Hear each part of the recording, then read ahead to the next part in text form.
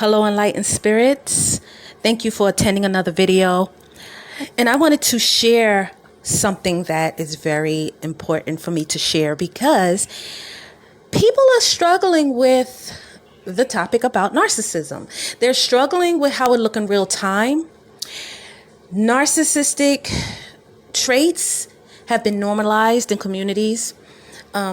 It's not uncommon for people to see a very grandiose person or a person with some questionable characteristic traits and say, well, that's just them. But I think some of these things really need to be reviewed and talked about, and how some of the specific traits need to be discussed in more detail using examples so that we can see it in real time. And when we see it in real time, we're enlightened and we're educated and we have evolved. And we can know when we're in the midst of a toxic love cycle, or we can help enlighten someone that we know is in the middle of one as well. So to do that, we have to explain the details of toxic love cycles, how narcissistic personality disorder types work effectively in different types of relationships, so that we, or people as a community, can gather together and to be able to help people who are put in very compromising situations.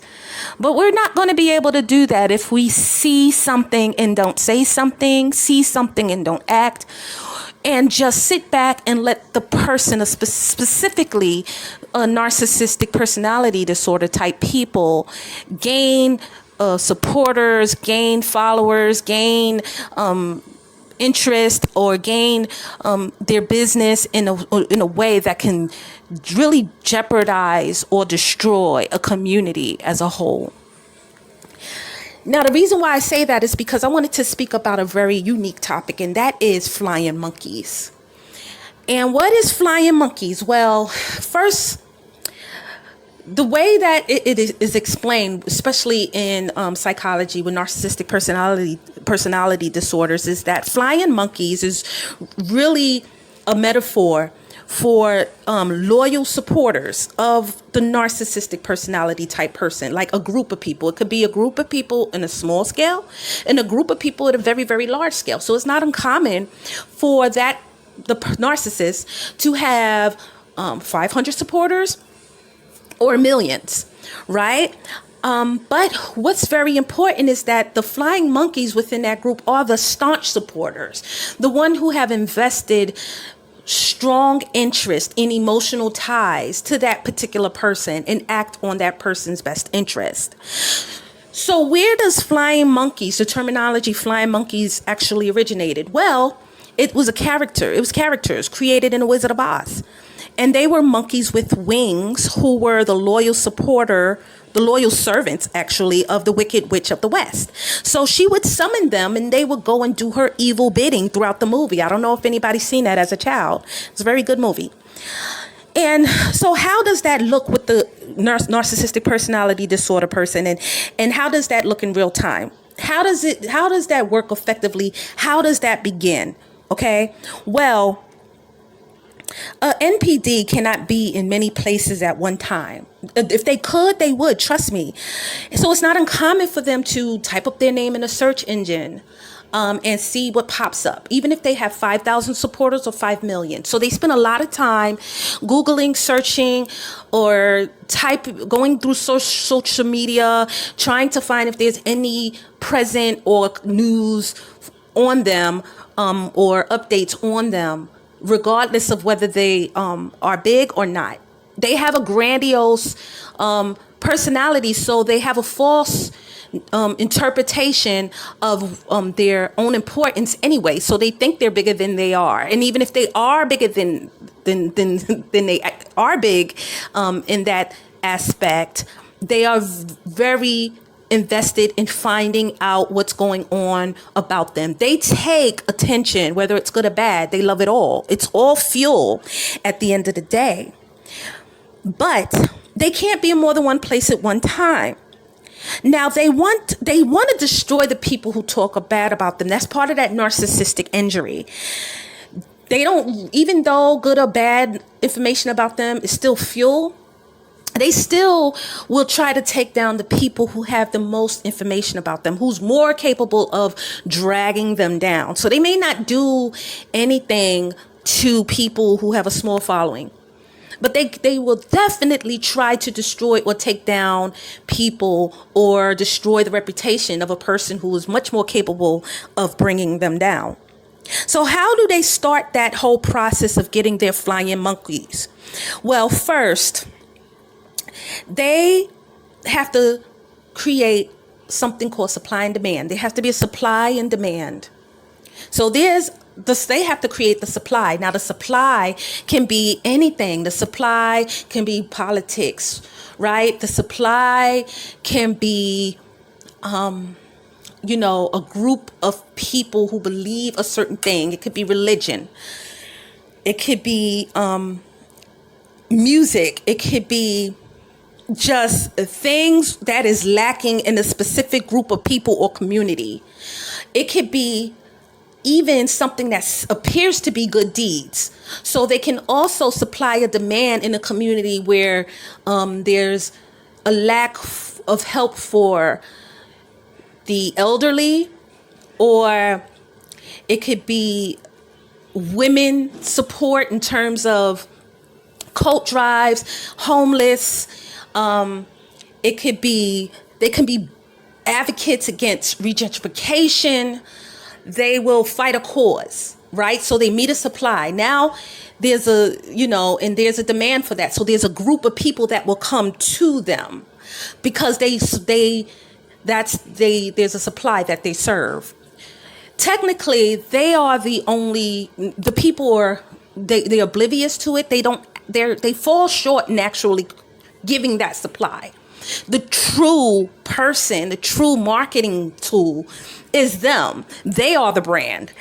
They will say that they have a brand, but technically they are the brand. So it's not uncommon for a grandiose narcissist to get these people, take their money, and it serves their own personal interest.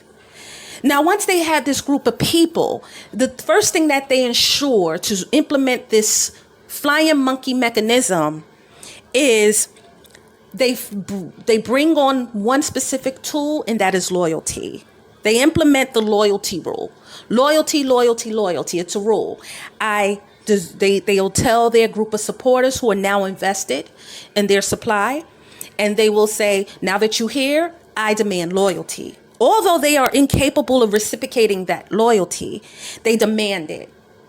It is not uncommon for grandiose narcissists to actually throw their most loyal supporters underneath a bus or bring down tear down their reputation, especially if they feel that loyal supporter is getting just as big as them. If that loyal supporter is starting to gain the attention of their own followers, if that loyal supporter is now invested in the same type of supply that they're not actually doing well. So if they're doing community work for elderly, but they fall short on really giving out that supply, and then one of their loyal followers notice that there's a loophole and they were just as passionate about that cause as they were, go out and start to actually do that work, they will go ahead and bring that person down. So once they demand loyalty, right, they have to follow up their grip on that loyalty for the people that follow them. So how do they do that? Well, they form on a bigger scale, even a smaller scale. They form a them versus us. That's the next step. Them versus us. We're team, gang.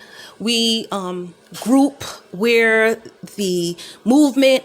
We're the them versus us. We are more courageous, we are more valuable, we are more enlightened, we are more intelligent than everybody else. This is very important for those loyal supporters, right?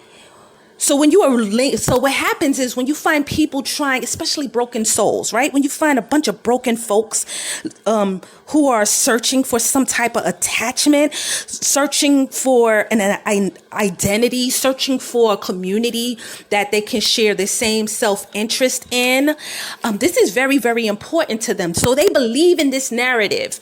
They adopt it like it's their own identity. It's part of their own soul.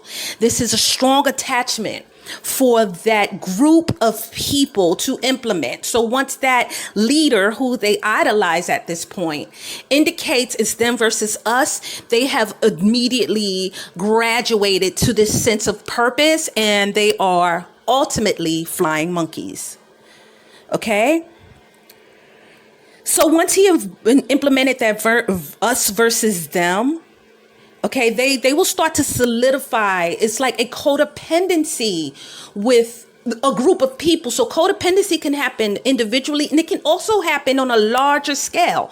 Ultimately, if you idolize something, if you look up to it, if you adopt their narrative like it's your lifeblood, it's like you would adopt maybe a Bible text, and you follow them tooth nail day in, day out, and your gender is their gender, waking morning and at night, which a lot of which a grandiose narcissist is very capable of creating amongst a group of people, codependency on a larger scale. And within that group, these people will start to form, through that passion, their own roles on the narcissist's behalf. They will start to form their own roles, right? I am the advocator. You got a group of advocators. You got a group who will promote. You got a group of people who will watch or extend their social media presence. They all form different roles. Then you have ones who will go out and start people watching for this narcissist because he or she can't be in more than one place at one time.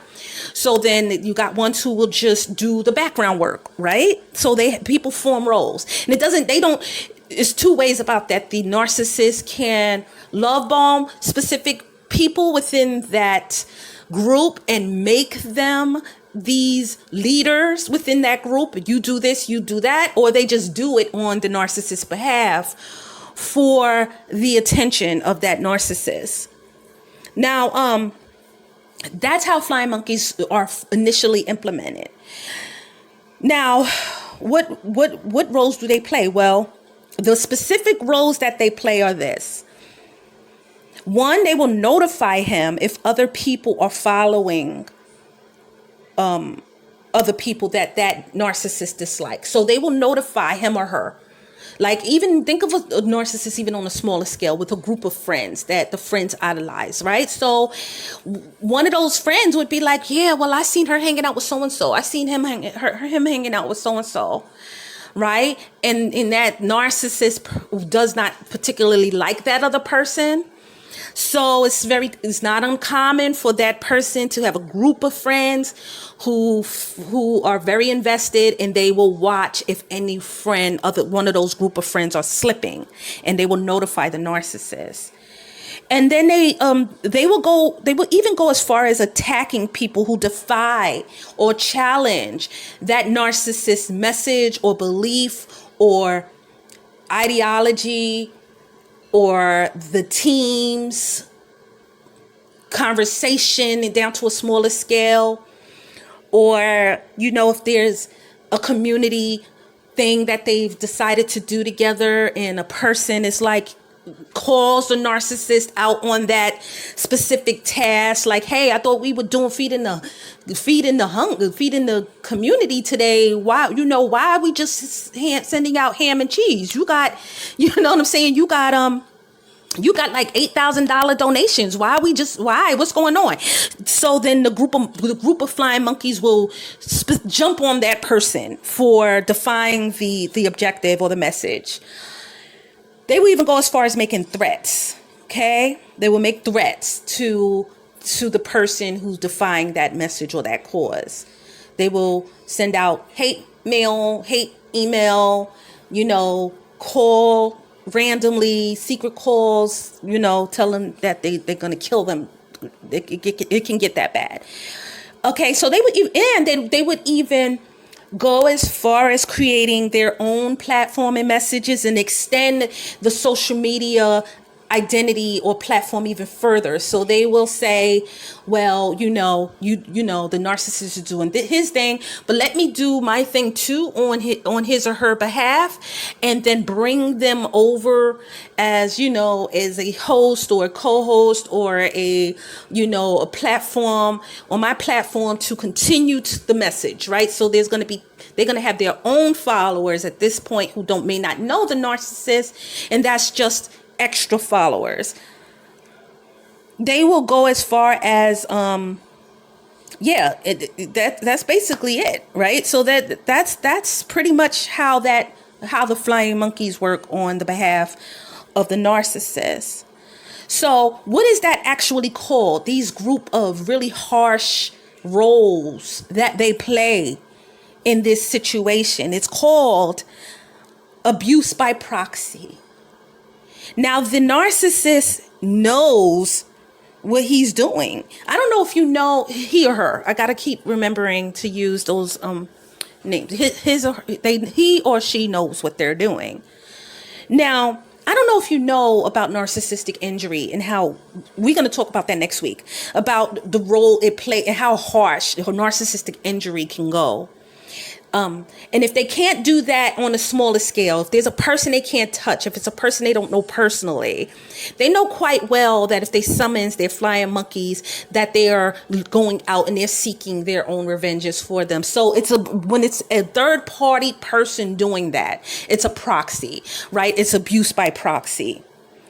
So think about your own life. Think about a narcissist that you may have known or even someone else known, and how they go out on those smear campaigns and talk about you and how bad you are to your friends and family. If they can do that on a huge scale, it's very beneficial to them, because it can really destroy a person at their core if not just they are coming at them, but the people that support them are coming at them like a wave. It's quite effective. And what is that designed to do, though, to the person that they're attacking? It's designed to do two things. The first one is, to change. The first one is to change how you feel about yourself. It is to change how you feel about yourself. When I think about that, I think about this quote by Tara Westover, an author. And she said in her quote, "When you abuse someone, you limit their perspective and you trap them in your view of them or your view of the world." I'm going to say that one more time. When you abuse someone, you limit their perspective and you trap them in your view of them or your view of the world. When y'all get a chance, I want y'all to go back in my videos and look at my codependency poem, and it was called "If I Would Have Let You Define Me." And if they can change how you feel about yourself on a smaller scale or a huger scale, they create the narrative for you, so you don't feel good when a bunch of people are coming after you left and right. You start to question who you are as an individual. Am I a good person? Was I right for questioning this person's message or their ideologies? Was I even, should I have stayed? Should I have kept my mouth shut? It can cause depression. And in some cases it could cause suicide. But it's very effective. And that's exactly what they want you to do. Like, disappear. How you do it, they do not care. If you commit suicide, they do not care how you go. You just need to go. You are challenging their message. So they want you to change to change how you feel about yourself. The second one is they want to change how others feel about you. Okay, so before they send out their flying monkeys and they do their smear campaign, right? The reason why this is happening is because at some point or another, you are showing some kind of confidence. You are showing some kind of strength. You are challenging their message. They want to destroy that. So if others are viewing that strength in you, they want to destroy that perspective as well. So, that's just not ideal for a narcissist, because how dare this person not only question what I do over here, but have the goal to be confident in that question. Right? So it's to change how others feel about you. So they will gather their strongest support system and they will send them out to smear you, to destroy you. So if you have, it's not just effective enough for the narcissist to only have an opinion of you. But if they can gather 20, 30, 100, a million people to change their opinion of you, they've done a wonderful job as far as they're concerned. They were effective. So now, how does flying monkeys tie into that? Well, when people have a codependency attached towards a narcissistic personality disorder, they want to act on their behalf, like I said before. So think of other public figures, right? With the NPD, like Donald Trump and his loyal supporters. And to the extent this flying monkey situation can actually go, think about the Capitol riots. It can extend further. It can be detrimental and devastating. It can go very far if that grandiose narcissist supplies a demand so huge for a group of people.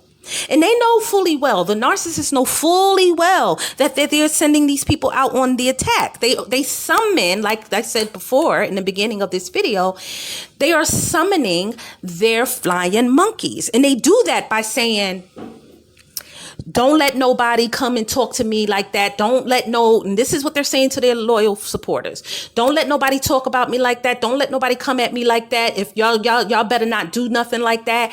When y'all up in here, it's about, it's team, it's gang, it's us, y'all, and they will call out people within that support system for not doing maybe their job and their role in terms of shutting people down. Or if they will make an example of someone in that situation during that whole maybe group meeting. Oh, you talk to that person. If it's a friend, they will if it's a group of friends, they might make an example out of one of those friends who still happens to have the goal to still be friends with that person that they're trying to now destroy. That's no longer part of their group. So that's how that looks. They know what they're doing. And it's so sad, because at the end of the day, the narcissist, their whole action is a detriment to their communities as a whole, and its evolution and its growth and its empowerment. So they can have a really great cause, right? But it's always going to fall on deaf ears, or maybe fall short of his objective to gather a community, even when it has the biggest potential to do so. So people can see where it can go. They can see its greatest strength if it wasn't led by this particular person. And it's just sad, because if people start to disenfranchise from groups that have such great potentials, they entail go out among their communities, and it's a detriment to that community as well. It's a lack of growth for that community as well. Because there's no spiritual growth. And people are just attacking people left and right. And there's no growth within that community. Think of that one man who could have been strengthened by this group of people, right? Not the narcissist, but think about the narcissist having a group of people, right? And he has a cause that can grow. And he gathered a group of men. Think of these group of men that could be kings and leaders and spiritual workers in their own community.